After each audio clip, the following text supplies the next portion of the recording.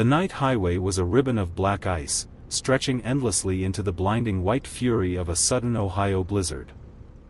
Inside the weathered cabin of the Peterbilt, the steady hum of the engine felt like the pulse of an old friend.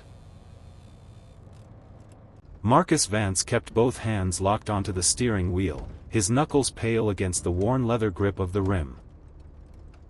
On the passenger seat lay a small, hand-knitted woolen scarf, colored a bright, unmistakable sun yellow that didn't belong here. It belonged to Lily, 7 years old, sleeping soundly at a roadside motel 300 miles behind his rear-view mirrors. Marcus Vance checked his dashboard clock. It was 2 in the morning, the hour when exhaustion begins to play cruel tricks. The headlights cut weak, flickering tunnels through the swirling wall of snow, illuminating nothing but empty, frozen asphalt ahead. He knew this route by heart, every dangerous dip, every unlit curve, every patch where the black ice loved to hide. To Apex Logistics, this was just Route 80, a calculated line on a screen optimized by a cold corporate algorithm. But to Marcus, it was the fragile bridge that kept his daughter fed, clothed, and protected from a harsh world. He adjusted the heater, the dry air carrying the faint, reassuring scent of old coffee, diesel smoke, and cheap pine wax. Outside, the wind howled like an angry beast, slamming hard against the steel side mirrors and shaking the massive trailer behind. Most drivers had already pulled over, seeking shelter under the flickering neon signs of distant, snow-covered truck stops along the interstate. But Marcus pressed on, driven by a quiet discipline that the corporate executives upstairs would never truly understand or appreciate. Suddenly, the static on the dashboard radio erupted into a sharp, piercing whine, shattering the heavy silence of the cabin. The executive suite on the top floor of Apex Logistics overlooked a grid of automated gray cargo bays. Victoria Cross stood perfectly still against the floor-to-ceiling glass, her tailored black suit sharp against the sterile white light. At 29, her eyes held the unyielding clarity of a calculated formula that never accounted for human error. On the sleek marble desk sat a single tablet displaying the new, automated fleet routing algorithm she had designed. To her, every truck was merely a shifting coordinate, an efficiency metric waiting to be pruned for maximum profit. She adjusted her minimalist watch, her breath faint against the window as the cold morning light washed over her. The digital monitors behind her hummed quietly, flashing long columns of corporate data, delivery windows, and operational costs. She despised legacy practices, viewing the veteran driver's intuition as an unpredictable variable that compromised the company's speed. Under her management, Apex Logistics would soon become a ghost network, completely driven by automated systems and artificial intelligence. Marcus's name appeared at the bottom of her high-priority review list, flagged multiple times for unauthorized route deviations. She touched the glowing glass interface, freezing his file as a tiny red notification blinked next to his photo. Outside, a heavy frost crawled up the corners of the office windows, blurring the industrial horizon into cold gray. The other senior managers sat silently around the long boardroom table, watching her fingers manipulate the data with precision. She did not look at them, she required absolute obedience to the numbers, not their outdated, sentimental workplace excuses. The office intercom buzzed sharply, announcing that Marcus Vance had just logged his arrival down at the loading docks. The massive loading docks of Apex Logistics were frozen, slick with dirty slush under the harsh, unblinking glare of outdoor floodlights. Marcus parked his rig, the giant diesel engine letting out a long, wheezing sigh as white steam hissed from the brakes. Inside the warm cabin, little Lily looked out the window, her small fingers tracing the geometric frost patterns on the glass. Marcus stepped down into the freezing slush, his boots crunching loudly as he walked toward the glass-walled terminal office. Victoria Cross was already waiting by the metal door, holding a digital clipboard that cut through the dark with a sharp blue glow. Behind her, huge automated sorting belts whirred with a high-pitched, metallic screech, moving crates with calculated, robotic speed. Marcus held out a battered manifest, but Victoria didn't even look at it, her arms remaining crossed against her black coat. He explained that a younger driver had flipped his trailer into a deep snow ditch 40 miles back on Route 80. He had stopped to pull the boy out before the freezing temperature could lock his cabin doors permanently. Victoria's eyes remained completely cold, flatly stating that the corporate algorithm had already flagged his delivery as a critical failure. To her, a 15-minute delay across a regional shipping corridor was an unacceptable variable that weakened the entire supply chain. She reached out, her clean, manicured hand pulling the electronic company ID badge right off the lanyard around Marcus's neck. The plastic card flew through the air, hitting the metal bottom of a heavy wire recycling bin with a hollow, echoing clang. Marcus didn't speak, his jaw locking into a hard, rigid line as a cold wind swept loose snow across his frozen boots. Up in the truck cabin, Lily watched her father through the blurred, wet glass, holding her yellow wool scarf tightly against her chest. The cold morning sun cut through the heavy gray smog of Cleveland, illuminating a bleak row of employment offices. Marcus sat inside a dim waiting room, holding a stamped rejection letter as a modern digital scanner beeped high above. His professional driver profile screen suddenly turned dark gray, displaying a permanent corporate lock icon next to his name. Victoria's digital blacklist had moved faster than the winter wind, cutting off his access to every commercial shipping fleet. He stood by a chain-link fence, watching his beloved old Peterbilt truck being attached to a heavy commercial tow hook. He had sold his hybrid rig to pay off the remaining vehicle debts, leaving his gnarled hands completely empty. Inside his quiet apartment, Marcus opened a dusty wooden lockbox, staring at a small paper life insurance policy certificate. It was the last financial safety net left behind by his late wife Hannah, a sacred resource he swore never to touch. But looking down at Lily's worn textbooks on the kitchen table, his doubts dissolved into an icy, unyielding resolution. The next afternoon, Marcus drove a cheap, dented rental car down an isolated, weed-choked industrial service road near the interstate. He pulled up to a rusty steel security gate holding a faded, crooked sign that read, "The Last Stop." The old auxiliary warehouse looked abandoned, its brick walls stained with dark soot and windows broken by long years of neglect. Marcus stepped out into the freezing wind, pressing his palms against the massive, padlock-bound iron chains blocking the entrance grid. Through the broken window panes, the solid steel roof support trusses inside still stood perfectly straight, unbending against the cold. He pulled a heavy iron key from his flannel pocket, turning the dry brass lock barrel with a loud, echoic metallic snap. The frozen doors of the east side warehouse groaned open, releasing a cloud of stagnant, chilly dust into the twilight. Marcus stepped inside, a simple flashlight beam cutting a yellow line through the dark, abandoned loading bays. The massive concrete floor was covered in a heavy layer of grit, soot, and the long shadows of rusted iron pillars. He spent the first night alone, sweeping away the structural debris and setting up 3 clean wooden assembly benches. He knew he couldn't build this new world alone, he needed the old hands that the corporate machine had thrown away. The next morning, Marcus walked down a narrow, rain-slicked side street, stopping outside a small frame house. Henry Bell, 68 years old, stood by his porch, his gnarled hands holding an old circular saw blade. Henry was a master carpenter who had spent decades under the company's founder before Victoria wiped out his department. Marcus didn't give a smooth corporate presentation, he spoke only of honest joinery, heavy timbers, and human worth. The old craftsman didn't say a word, but his tight, calloused grip on Marcus's shoulder was an absolute confirmation. By midnight, 2 more shadows arrived at the warehouse gate, their heavy work boots crunching on the frozen weeds.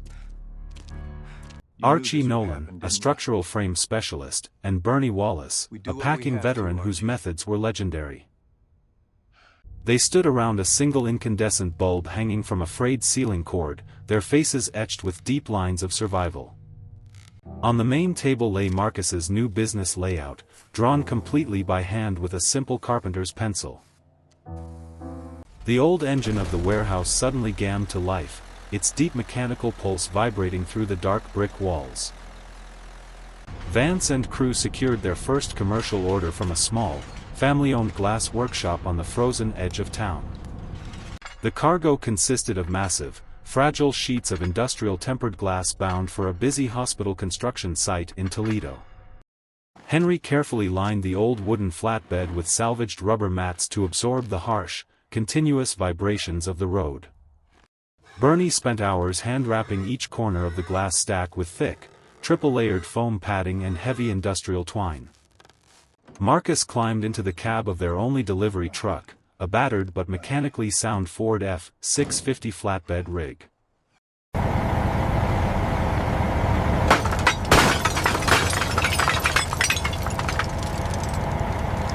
"10 miles out on Route 2, a sudden metallic clatter erupted from underneath, the trailer's worn leaf springs failing.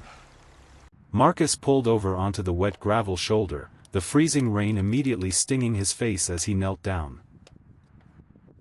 A crucial suspension shackle bolt had sheared off, letting the heavy trailer axle tilt dangerously against the wooden frame. Without a modern replacement part nearby, Marcus grabbed a length of thick steel chain and a heavy iron wrench. Crawling underneath the chassis in the freezing mud, he tightly lashed the broken leaf spring to the steel chassis frame. He wedged the heavy wrench as a temporary metal brace, securing the entire assembly with double-knotted industrial wire.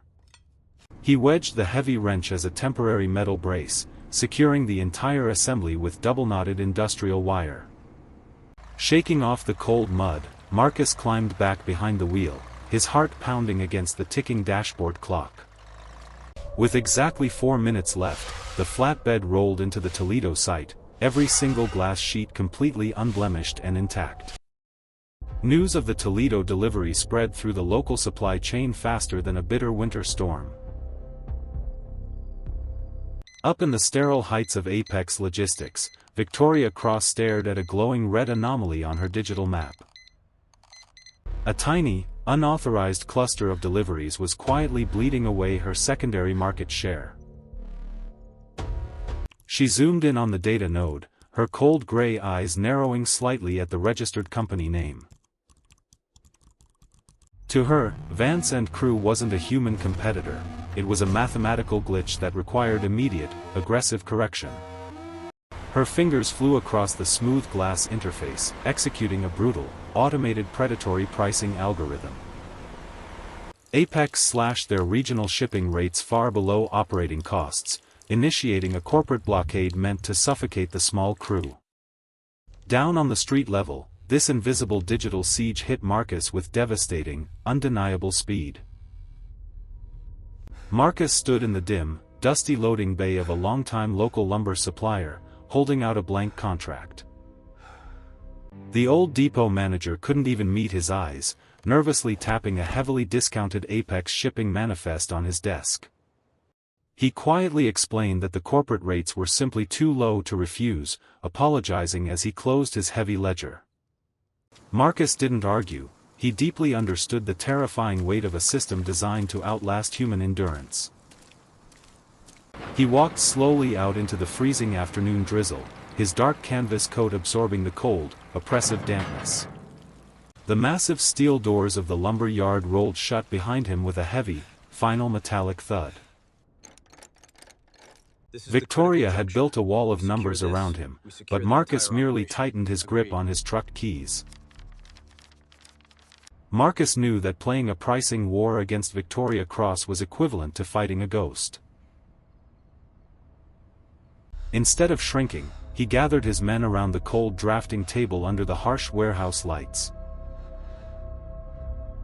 If they couldn't be the cheapest fleet, they would become the absolute, undeniably safest transport in the entire state.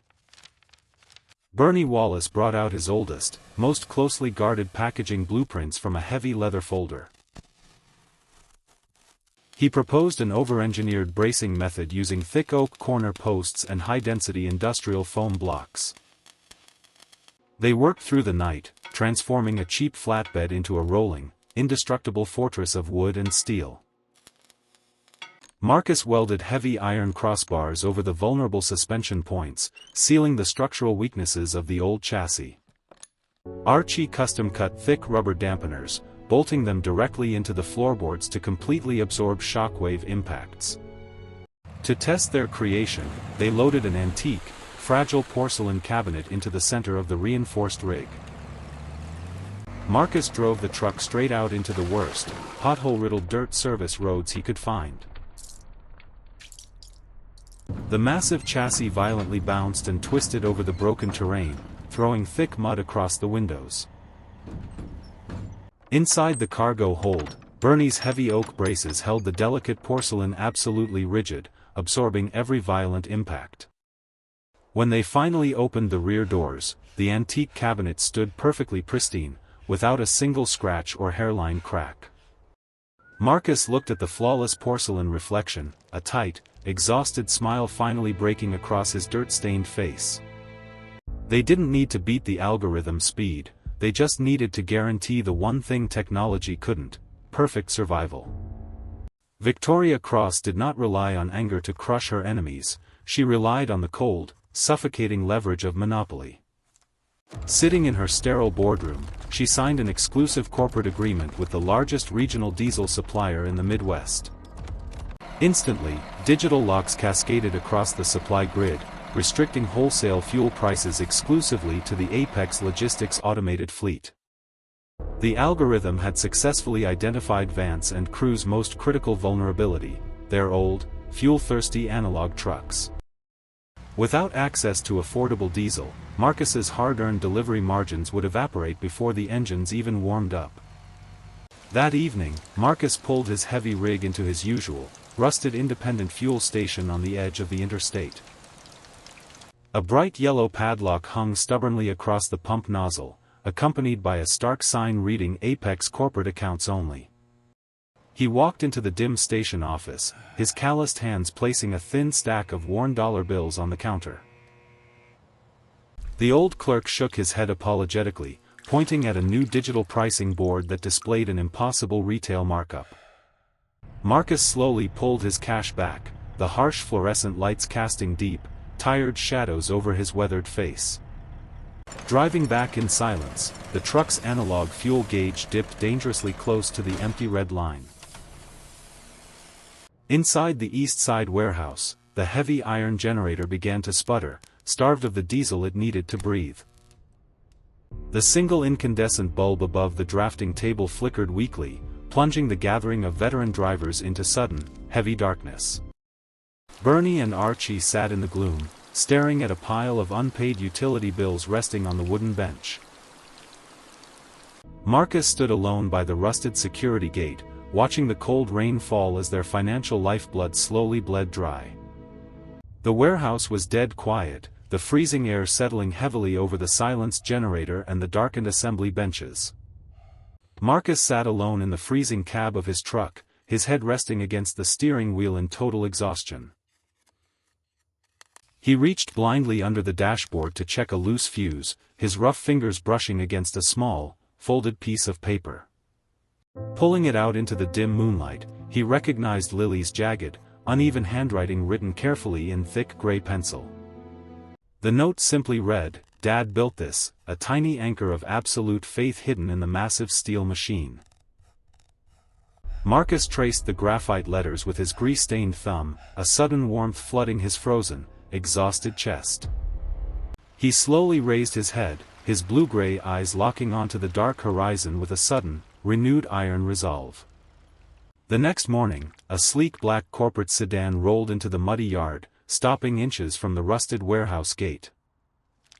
Carter Blake, a polished Apex director, stepped out in a tailored suit, holding a crisp white buyout contract in his hand. He offered Marcus a highly lucrative exit, promising to clear all debts if Vance and Crew simply surrendered the territory. Marcus stood tall in his faded canvas coat, staring down at the pristine corporate document held out in the cold wind. Without looking at Carter, Marcus slowly shook his head, refusing to even touch the polished white paper. He stepped closer, his deep voice cutting through the freezing air to tell Carter that this warehouse was no longer for sale. Carter's confident smile vanished instantly as he realized the towering, muddy truck driver could not be bought or intimidated. Marcus turned his back on the expensive sedan, walking back into the dark garage as a new fire ignited in his crew. The corporate blockade backfired, leaving a gaping void in the local market that the algorithm deemed unprofitable. While Apex chased massive national retail accounts, hundreds of family-owned factories were quietly dropped from their delivery grids. A small local brickmaker stood by his kiln, staring at an automated rejection message flashing on his phone. To Victoria, his monthly 20-pallet order was an inefficient variable that didn't justify an automated route stop. But to Marcus, these small streams of rejected cargo were the perfect fuel to rebuild Vance and crew. He drove out to the brickworks himself, his boots sinking into the wet clay as he shook the owner's hand. Word traveled fast down the forgotten gravel roads, passing from one neglected business owner to another. Within days, independent meatpackers, small metal fabricators, and local organic farms began calling the East Side warehouse. They didn't care about polished digital applications, they cared about an honest driver who showed up on time. The dark assembly floor of the warehouse quickly transformed into a chaotic, buzzing hive of physical activity. Henry and Archie worked tirelessly, custom-building heavy wooden pallets to secure mismatched, irregular cargo loads. Bernie stood at the dispatch bay, his loud voice barking orders as old trucks were loaded to maximum capacity. Every delivery arrived precisely as promised, every delicate or heavy item protected by their indestructible over-engineered bracing. The independent businesses paid their invoices on the dot, pouring fresh cash directly into the crew's empty accounts. A steady line of mismatched delivery trucks now rolled out of the yard, shattering Victoria's clinical blockade block by block. Deep within the accounting wing of Apex Logistics, Chief Accountant Bernice Howard sat beneath the flickering glow of a single computer terminal. Her eyes, heavy with 30 years of corporate experience, adjusted slowly to columns of numbers that refused to balance correctly tonight.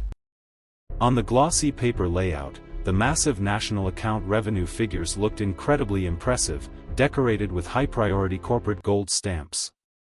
But beneath the surface luster lay a quiet disaster, a spreading network of delayed payments extending past 90 business days.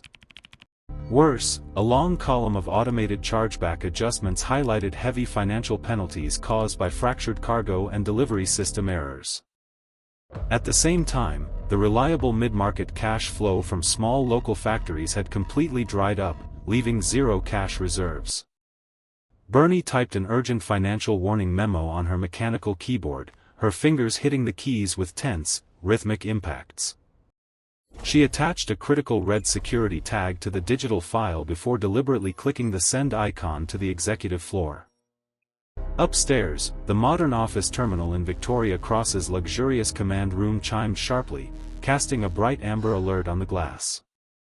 Victoria casually glanced down at the glowing notification while adjusting the straight collar of her pristine black designer wool suit jacket. To her, a warning from a legacy accountant was simply an outdated opinion clashing with the absolute perfection of her algorithm. She reached forward with a clean, manicured finger, tapping a small interface option that immediately bypassed the critical financial report. The system automatically archived the file into a locked digital folder, hidden completely away from the upcoming board of directors review. Victoria turned back to the window, completely unaware of the quiet, structural erosion occurring directly beneath her expensive leather shoes. Meanwhile, down on the gritty streets, the independent cash flow she dismissed was pouring fresh, solid lifelines directly into Marcus's hands. A deep, unnatural silence crawled across the Midwestern landscape as the atmospheric pressure collapsed. Weather radar arrays along the Great Lakes began pulsing with intense purple bands of an approaching weather system. Local television monitors flickered in empty diners, flashing bold red alert texts declaring, "The Great Freeze." Meteorologists tracked a massive polar vortex, a historic century-level blizzard dropping out of western Canada. Outside the state weather tower, a heavy iron barometer needle plummeted into unprecedented negative territory. The afternoon daylight faded rapidly, replaced by an eerie, bruised charcoal horizon swallowing the plains. Strident emergency sirens began to howl across small rural towns, their mechanical groans echoing over empty fields. Up in the cloud layers, freezing air currents twisted violently, turning light rain into heavy ice crystals. Flocks of birds abandoned the sky, escaping southward in erratic formations beneath the dark storm clouds. Along the interstate shipping corridor, automated highway signs updated with bright orange warning messages. At the Apex Command Center, automated routing computers began flashing orange caution flags across all regional sectors. Victoria Cross stared at the weather forecast screen, confidently dismissing the severe meteorological storm models. Down at the East Side warehouse, Marcus stood beneath a heavy gray sky, watching the first white flakes drift down.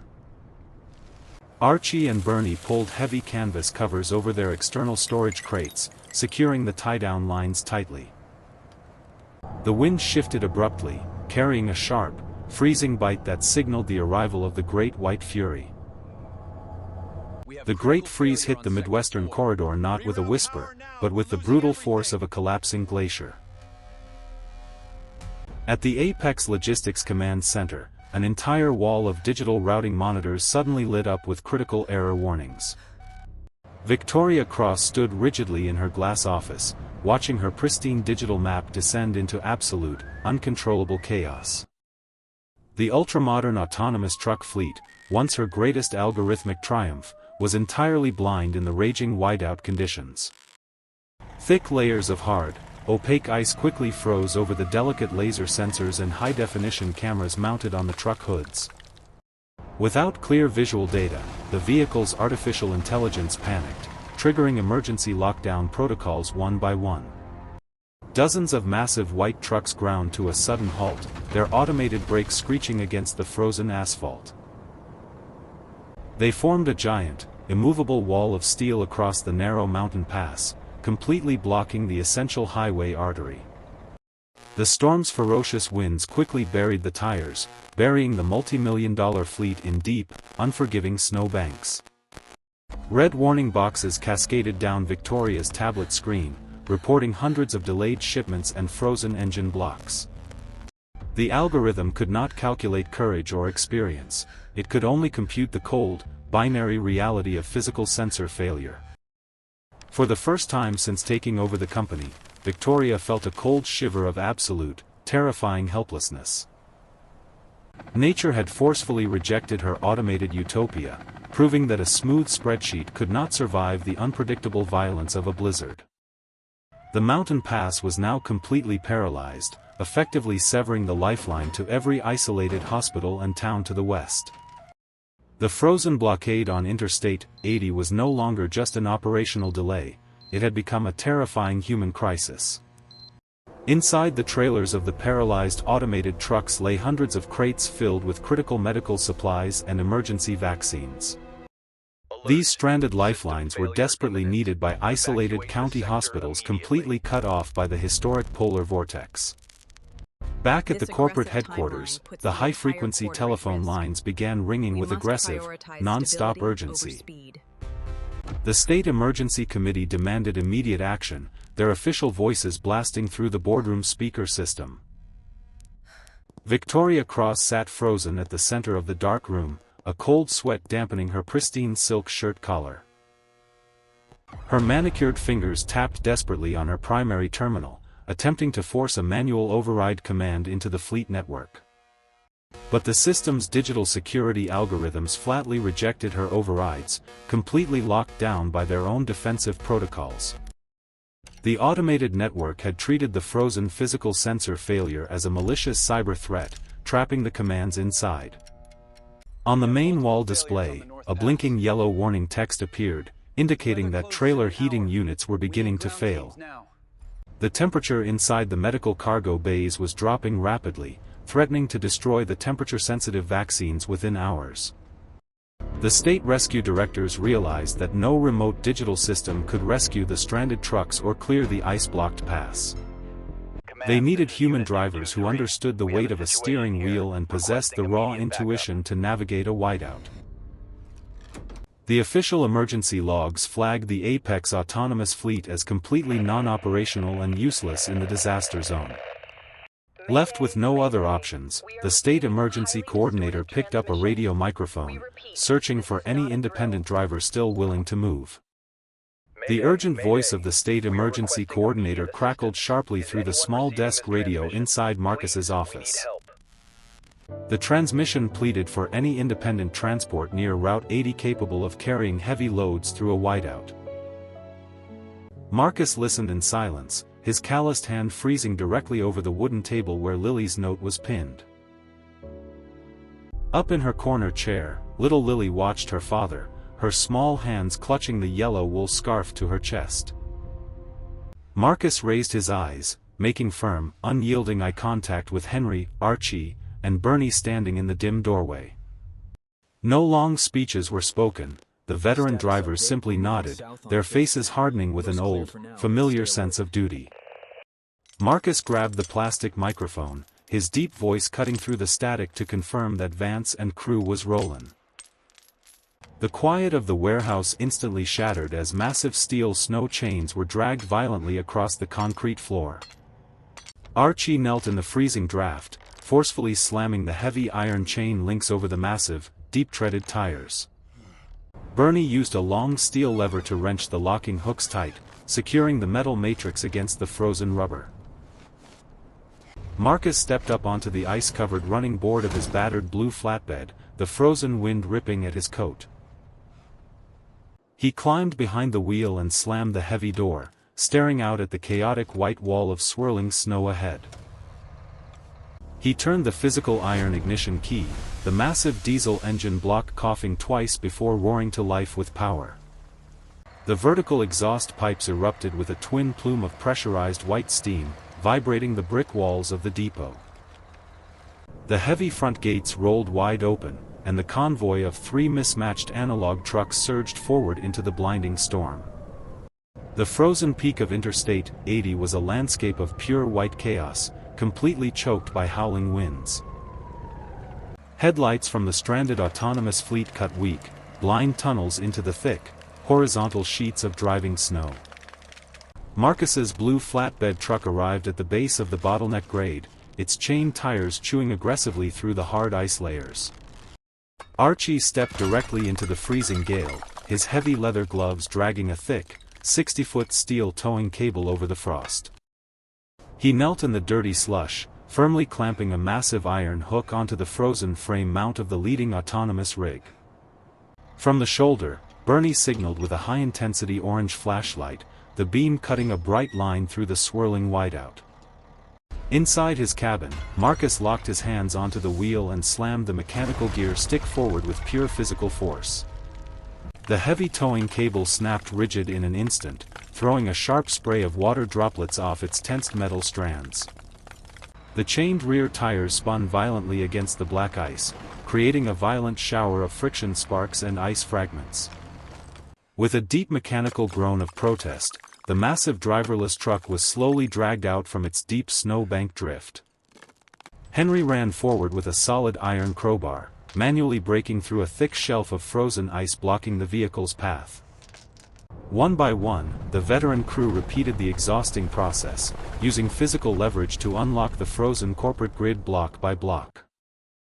A secondary avalanche of loose ice cascaded from the steep mountain cliffside, slamming hard against the side of Marcus's flatbed. But the old iron chassis held firm against the impact, its heavy over-engineered steel frames absorbing the punishing geological blow.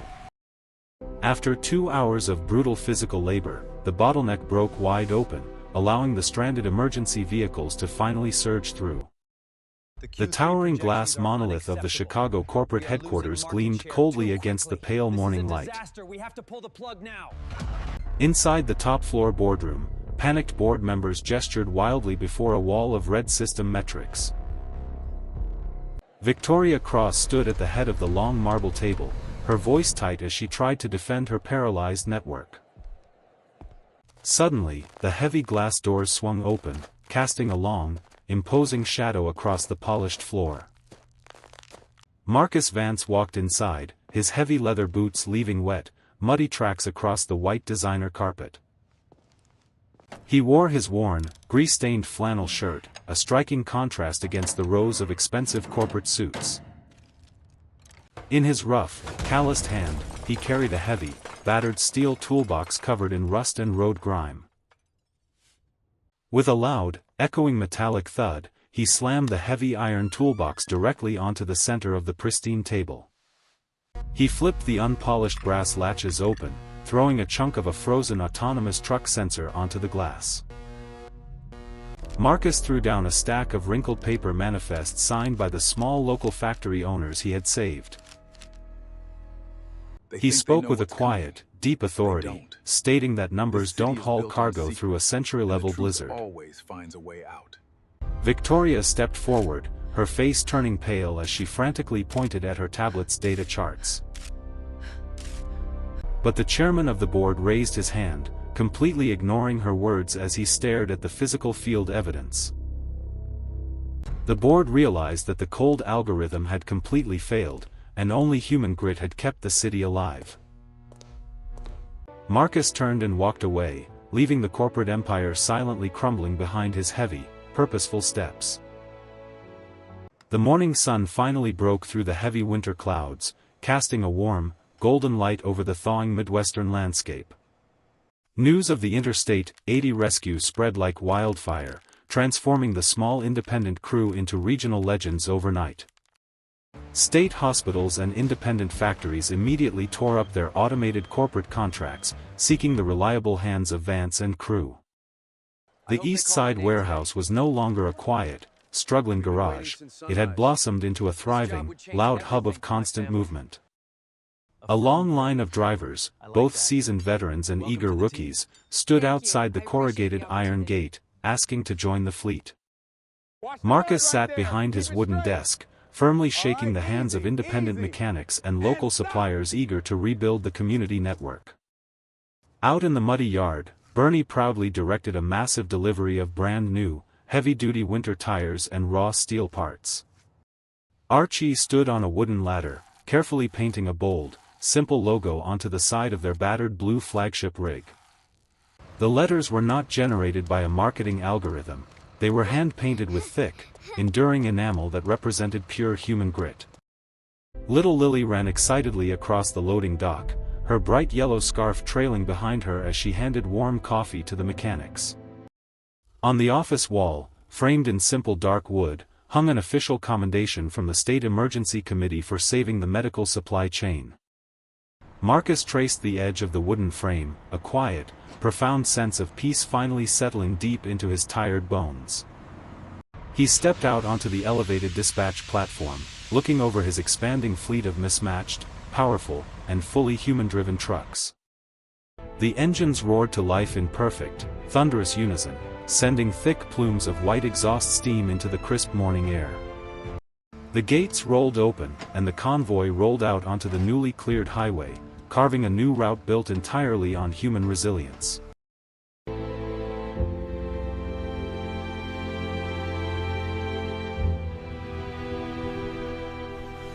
Years flowed quietly past the East Side warehouse, weathering the bricks but deepening the iron foundation of the independent fleet.